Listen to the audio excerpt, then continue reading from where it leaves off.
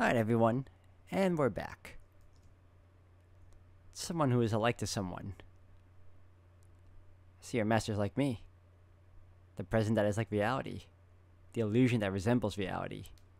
That is wrong. It is you who are like my master. The disjointed thoughts swirl together and dissolve. A muddy mess. Scenes of the present world that have already become the memory of another. Memories from when she still lived as a human and a bad dream she had just seen a little earlier. Like the cauldron where the old sheep was boiled, the dead and the living are mingled together. 本当の話ですって。 The witch bites her lip ominously. Perhaps an evening shower. Thunder can be heard in the distance. The sound of rain hitting the trees evokes a vision of the scene where they first met. Even if she gives into frustration, only one thing comes to her mind. That day. The dried out palms of the man that grasped the hand of the foolish woman who had never been chosen by anyone.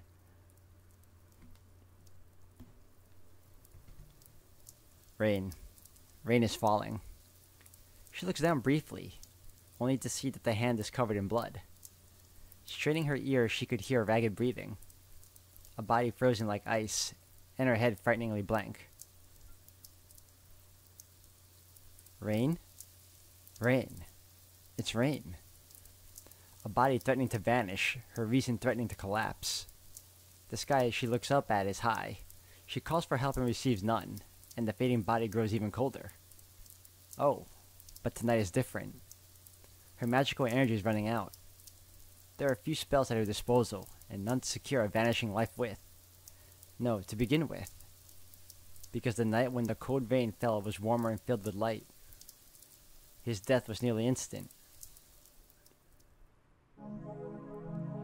This is the story of one man. It begins about 25 years back. The story of a lethal weapon that was tempered for nearly as long as he lived.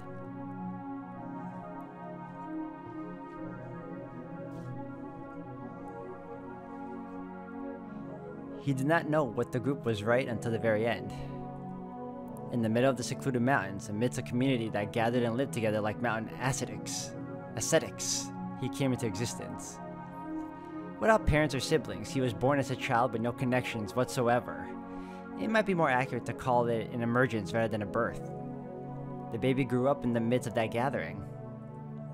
Fortunately, he was pure. Even though that wasn't much of a place for living. Even though that probably wasn't how people lived.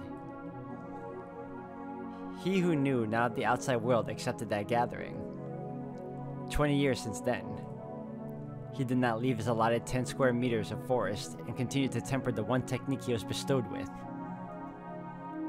Around the age of 10, he was told that the community was a factory. A place where the necessities of daily life are mass-produced through the work of many. Since he had no experience in creating things, he didn't have to wonder which side he was on. He had no objection to the fact that he was a daily necessity. Instead, you could probably say he was relieved. It would have been strange otherwise. All day long, he single-mindedly repeated the same steps. No need for variety, just perfection. Just perfect this one action, said the. It's the same as being a tool. They consented to the fact that they were tools being used by total strangers and further polished their function. To put it another way, those unable to come to terms were grief-stricken, became unable to keep up with their daily work, and disappeared even from the memories of the tools. It was shortly after that when he guessed his own function. Extra knowledge was driven into them for when the time came.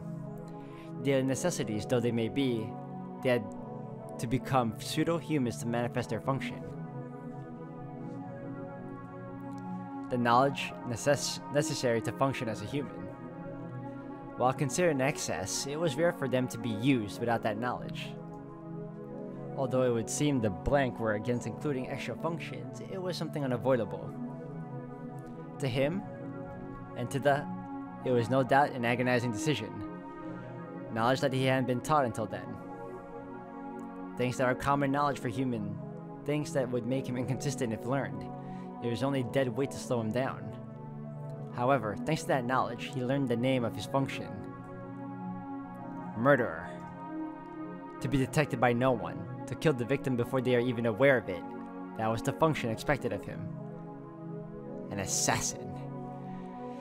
Being a fast learner, he left his 10 square meters of forest and came to serve more frequently at the court. But even that happened only once a month or so. There he learned of the cost of perfection and the appearance of the who were using him.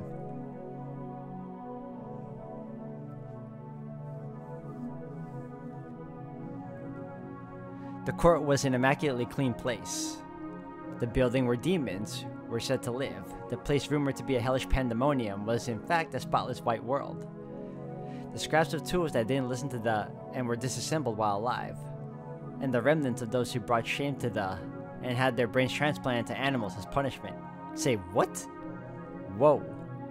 And the fish tanks packed with flesh of the children who were gathered for the comfort of... What the hell? Nothing. None of it was there. Those were all the things that certainly happened, but they had nothing to do with this place. In this pure space, having known not one speck of guilt, as an ineffective form of staving off boredom, aiming for nothing but the expansion of tonight's menu by a mouthful, exchange completely unrelated human lives for money. Please, save me. I don't want to die. Please let me go. Those pleas were to be all laughed off as filthy and silenced. And so, without the even noticing, the ones exploited realized something in their final moments. These humans were speaking a different language all along. They were both living beings, yet their hearts were created differently. Things like the voice of the dishes lined up along the dinner table did not exist to them. To the voice of the other humans would never in a lifetime reach them. This is not a matter limited to just their court. Thus said the ones who oversaw him. Those are the privileged few who use us tools. This world is governed by humans who are not humans. He was told his function was to kill just one person for them. He didn't think that was evil. Mentally, he was already perfect. His morality was bred for the convenience of the... To him, murder was not evil. If anything was evil, then it was actions that were not logical. The logic of a tool. The logic of existence. Simply put, if an ink brush loses its use, then that is evil. If something made for killing people overlooks its target, that is injustice. If you put it this way, we're not doing anything wrong. They were creatures that had been given such preferences and privileges to begin with. If they cared about their slaves, then the reasoning by which the world was managed would not stand. And that is how he was taught. While he witnessed the cruelty, he did not detest them. If there was something evil, it was just one thing. Do not doubt one's own function. That should have been what was correct for him, yet for some reason he still thought about it. What if he were to be given a function altogether different from this one? He thought of things that could be nothing but evil, like what kind of tool he would have then become. Towards his function, his daily routine continued. The art bestowed upon him was a fighting style called Snake, but he perfected it many years ago. Nevertheless, his daily routine did not change. No new techniques would be given to him. He was simply created as a snake, tool. However much capacity he had, there would be no meaning in adding other functions. And like that, another 10 years passed and he reached the 20th. Finally, nearing his expiration date as a tool, he was given a chance to exert his potential.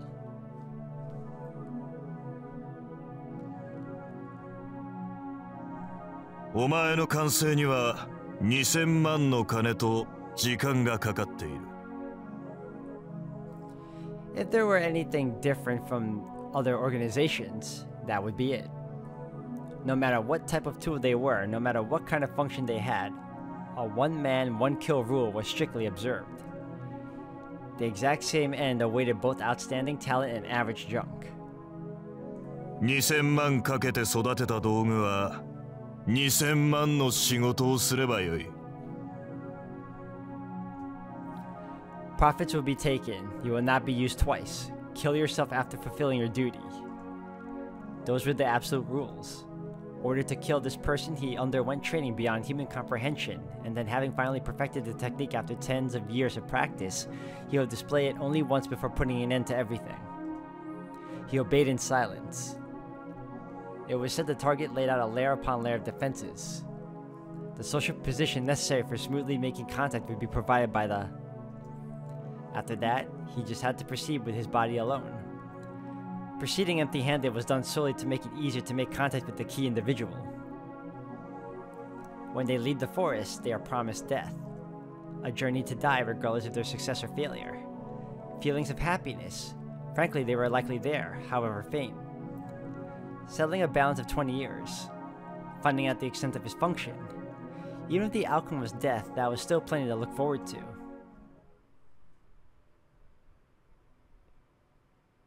This is about Soichiro, huh? The work ended all too quickly. There were none of the expected guards or barriers. When he visited the building to do preliminary inspections for the real thing, he ended up finishing his job. The emotions of that moment were not easy to put into words. What came flying into his chest was nothing. Neither joy nor sadness. Neither disgust nor happiness. Shouldn't there be something? He thought his function would be accompanied by some emotion, but not a single ripple disturbed his mind. If only. Suppose something did move within him at that moment. Wouldn't that make him a different being altogether? If there was happiness, then on to the suicide. If there was sadness, then on to being a natural-born killer. But there had been nothing. Feelings and so forth. There were none whatsoever in the fruits of the technique he spent 20 years tempering.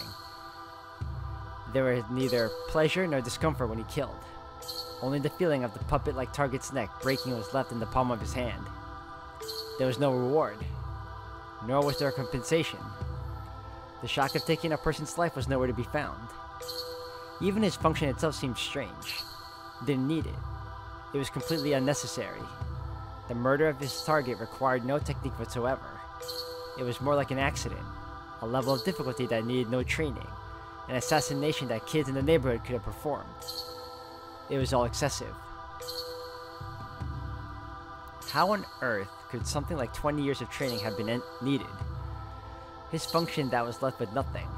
The pilgrimage that was of no meaning to begin with. It's not that doubts had surfaced. There was probably no reason. There was no reason in anything. Before the corpse that he only knew the name of, he became aware of his usual apathetic self. I believe this same village, this same mysterious village that Soichiro trains in, is the same village Sojiro trains in as well from Witch and the Holy Night.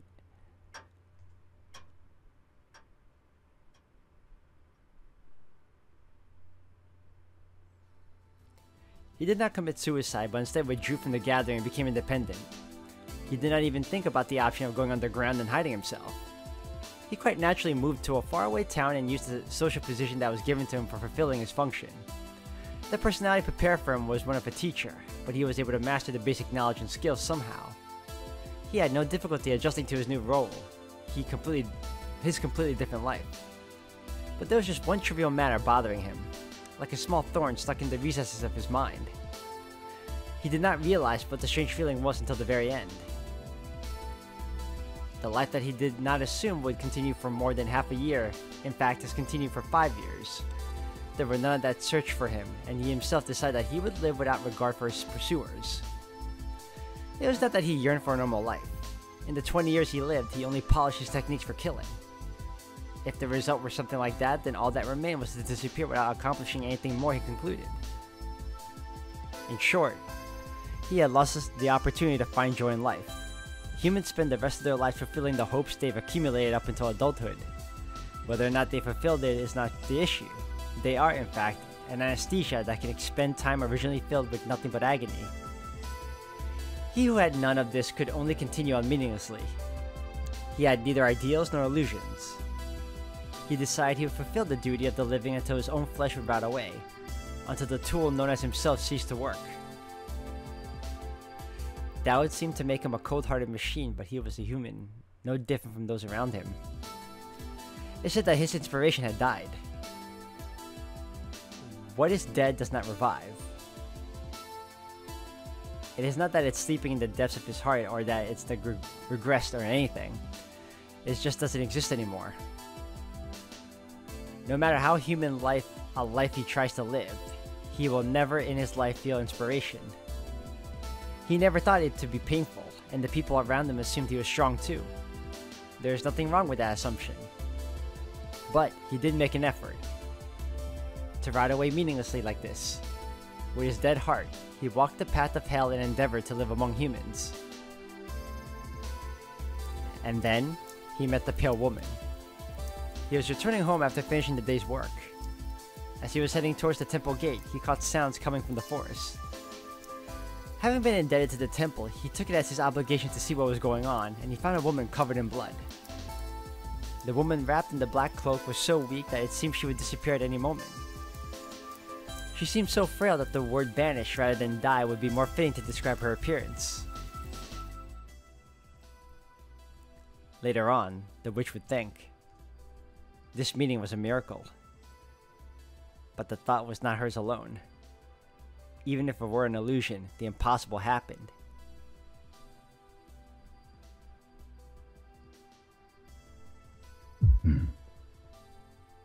The heart that had beat at the same rhythm for tens of years had stopped for just an instant. The interruption had but a minor effect, but it did change the beat.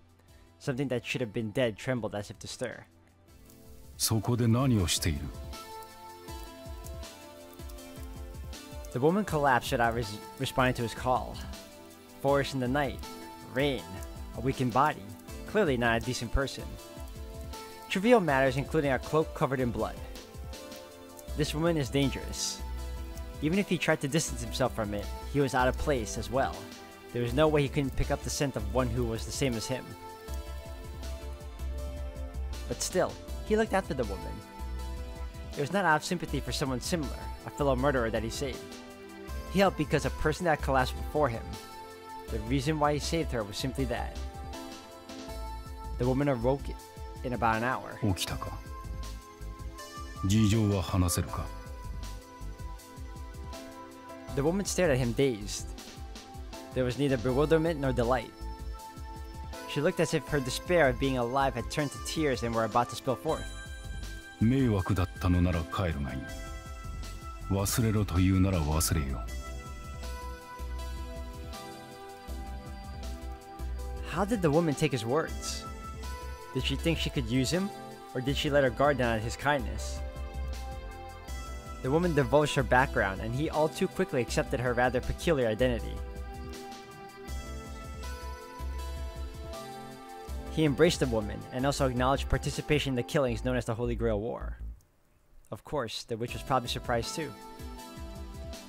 The woman's condition was, although slightly improving, because while she gloated that she could have, the moment she were rejected, used magic to control his heart, her vile schemes were undone with just a single statement. It's not that he consented to her out of fear, or that he was interested in the Holy Grail.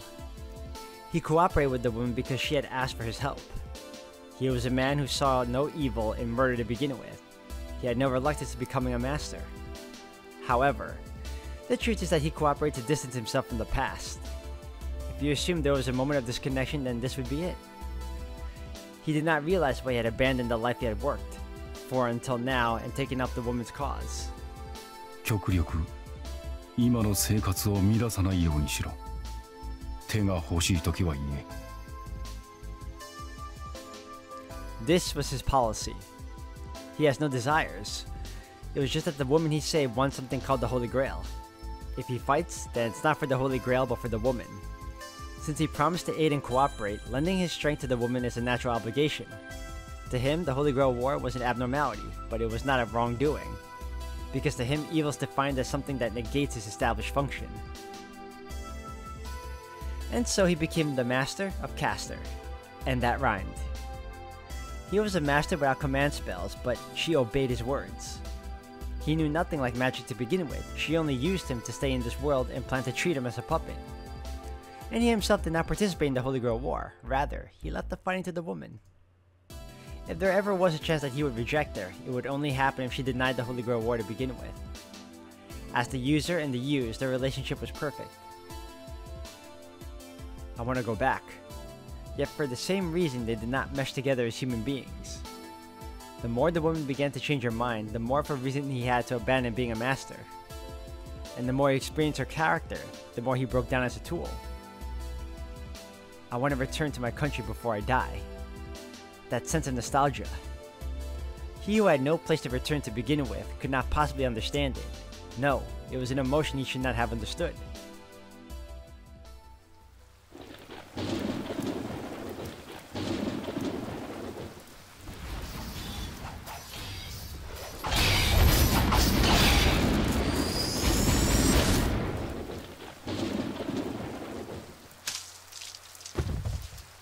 The battle ended quickly. This guy, I'll give him this. The dude stood his ground against the King of Heroes. The gatekeeper assassin was defeated by the enemy servant, and the master who went out to face him, too, was defeated by the Rain of Swords. His abdomen was cruelly torn apart.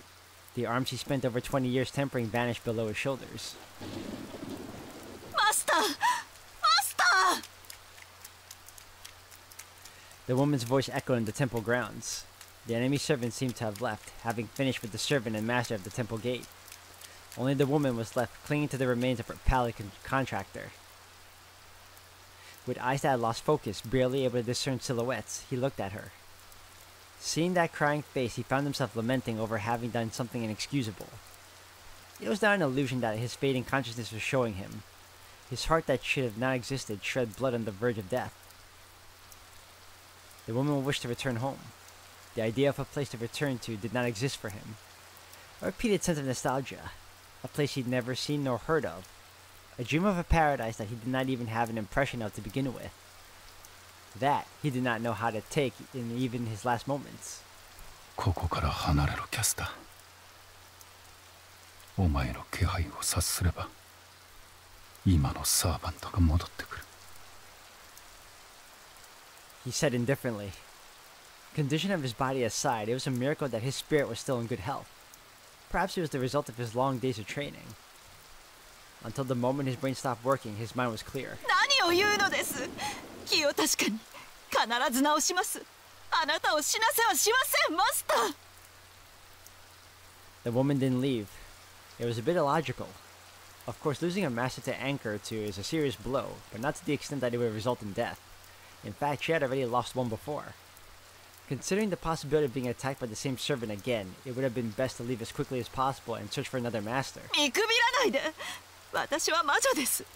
死にかけの人間の一人や二人、簡単に作られる。A miracle would not happen. The magical energy stockpiled in Rio the temple had been destroyed by the enemy servant, and the injuries were inflicted with a mortality cursed by the noble phantasm. 簡単。こんなの何度だってやってきたことなんだから。失敗なんてしない。失敗なんてしない。失敗なんてしない。こんな簡単な治療、手こずったことなんて一度もない。Whilst crying, the woman recited magic as if apologizing. But it was no use. Even the divine words she spoke had lost their usual power. The woman's face filled with more sadness with each passing moment.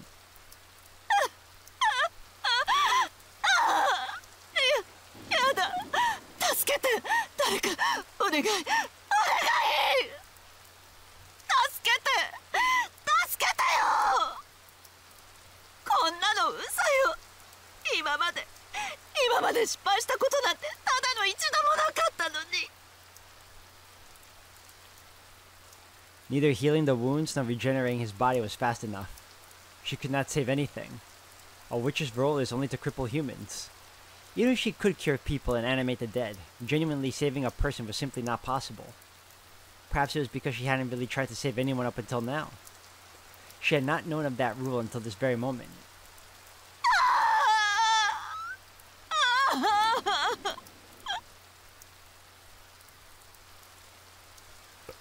Magic did not work.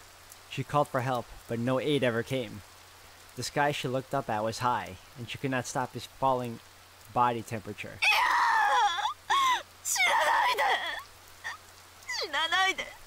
死なないで。死なないで。宗一郎。He hears wailing. Looking at her crying face gives him a headache. He realizes that this is because of sadness and finally accepted that he could not become a tool. He just thought to live normally. When he murdered a person and became free, he accordingly took up the view that the rest of his life could only be spent away. What a blatant lie. He dared not admit it, but he actually regretted that. He always kept in his heart those meaningless 20 years and the person he killed whom he had only known by name. He always thought it was wrong to kill someone who he knew only the name of. That was not a killing born from his own motives. He was not an adult born from his own will. How should he have atoned for his mistake? It had been fun. It was easy to do nothing but hone one single technique to forget about thinking and be a tool. Being preoccupied with that, he erased 2 lives with a single consideration. Is there any greater evil than this? Even if those who raised him were to shoulder a part of his crime, even if he didn't know a thing, what killed another person was inevitably his own ends. The reason why he went on to live was because he didn't know how to atone. He stopped practicing the technique that he could call his one and only purpose and slowly buried it within his daily life. Wishing for nothing, gaining nothing. That was the best form of atonement he could conceive in his mind. That way of living crumbled after meeting this woman. A pale-looking lady wandering about in the cold rain. She was simply beautiful. More beautiful than any woman he had ever seen before. That was the only reason.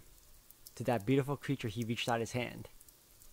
Looking back on it, throwing away all those days of atonement he had accumulated and lending her a hand was surely...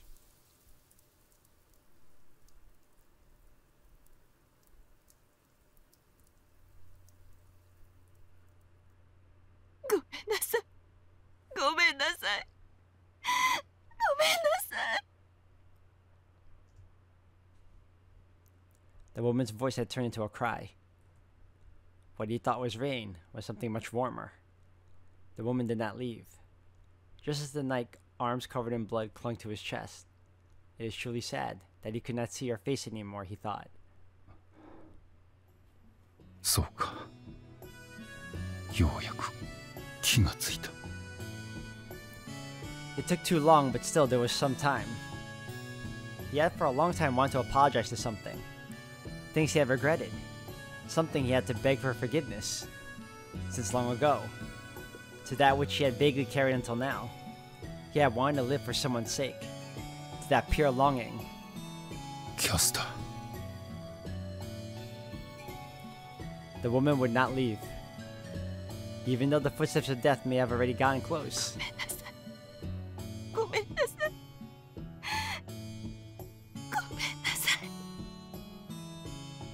It seems the apology was directed at himself. That is enough. He could no longer apologize, but in exchange, this woman had done it for him. Only one concern remained. He had to release this beautiful bird back to where it came from. キャスター。 The woman by no means leave him. When he could no longer see anything in the interval when he would allow for everything. いいから。もう行きなさい。君はこんなところにいてはいけない。 Feeling more peaceful than he had ever had, he told the woman who clung to his remains.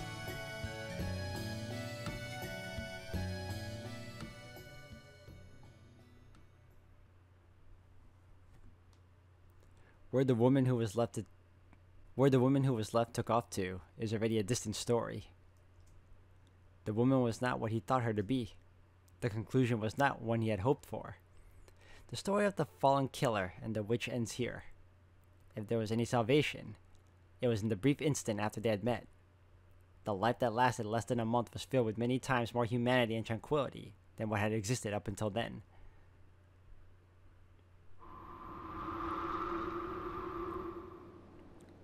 Dizziness overcame her, as if having seen a fragmented dream. The witch in the black cloak is liberated from the evening rain. She narrowed her eyes at the slight vertigo and looked up at the gloomy sky. できっこないことを言われて羽なんて初めからありはしなかった。 But surely he saw her that way until the end. Even if she had fallen to the ground, her wings were light. someday they would slough off the dirt and return to the skies. ほんと気の回らない人。立ち寄った場所を気に入って空を忘れる渡り鳥だっているでしょう。そんな都合のいいことを思いもしなかった。